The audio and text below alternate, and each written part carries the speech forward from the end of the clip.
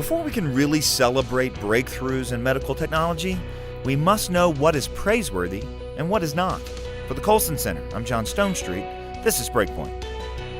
In the 1976 made-for-TV movie The Boy in the Plastic Bubble, a then-unknown John Travolta introduced Americans to a condition technically called X-linked severe combined immunodeficiency, or as people have called it since the movie, Bubble Boy disease. Children with Bubble Boy disease can't fight off infections like the rest of us can because their immune system doesn't work properly. Like Travolta's character, many who suffer from the condition live in sealed, sterile enclosures that protect them from being exposed to the infections that could kill them. In the movie, Travolta's character somehow develops enough immunity to risk leaving the plastic bubble in search of true love. But many of his real-world counterparts aren't so fortunate. At least, they weren't. A recent article in the New England Journal of Medicine announced that doctors might have found a cure for Bubble Boy disease. Doctors at St. Jude's Children's Research Hospital in Memphis used an inactivated form of HIV to introduce genetic changes into the patient's bone marrow cells. These changes fix the bone marrow so it starts doing its job, pumping out all three types of immune cells. 7 infants with the condition, which is caused by a genetic defect, were treated between 2016 and 2018. 6 of them were able to leave the hospital within 4 weeks, and the 7th is apparently on the way to joining them. For parents of the estimated 30 to 40 children born with the condition each year, what happened in Memphis is nothing less than a miracle. Children who were virtually certain to die, sometimes by the age of 2, now have a chance at life. The same week the results at St. Jude's were announced, we learned that Israeli scientists had succeeded in manufacturing a 3D printed heart made from human cells.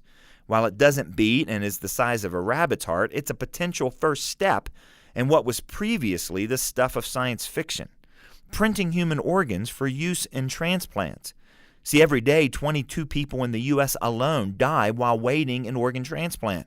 Being able to manufacture them from human cells, instead of just waiting for other people to die, would save thousands, if not more, lives. In addition to giving hope to people suffering from life-threatening illnesses, these stories offer a chance for us to discuss the right and wrong uses of biotechnology. Several times over the last few years, I've talked on Breakpoint about the pitfalls of technologies like CRISPR, the gene editing technology used by a Chinese scientist to genetically modify 2 embryos last year. I called the criticism of the scientist faux outrage, not because I approved of what he did, but because his critics, including those who invented CRISPR, knew this would happen and still did nothing to prevent it. So how do we know which of these medical advances in biotechnology is moral and which is not? Where do we even begin to draw these moral lines? Well, here's a suggestion. We have to distinguish between healing and enhancing. What happened in Memphis is definitely healing. The goal is to keep these infants from dying. Similarly, attempts to manufacture organs for a transplant seems rooted in a desire to heal, though one could easily imagine a scenario in the near future in which printed parts outperform those we're born with. What then? Should we allow humans to upgrade?